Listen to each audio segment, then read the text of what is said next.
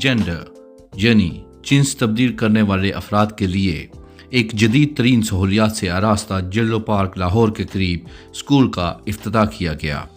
साबक वजीर आला पनजाब मोहसिन नकवी ने फीता काट कर इफ्तताह किया।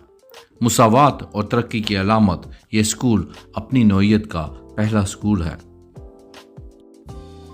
برطانیہ کی نامور کاروباری اور تعلیمی ترقی میں مصروف شخصیت زاہد بھٹی نے محسن نقوی کو ادارے کا دورہ کرایا اور سہولیات و تفصیلات سے آگاہی دی۔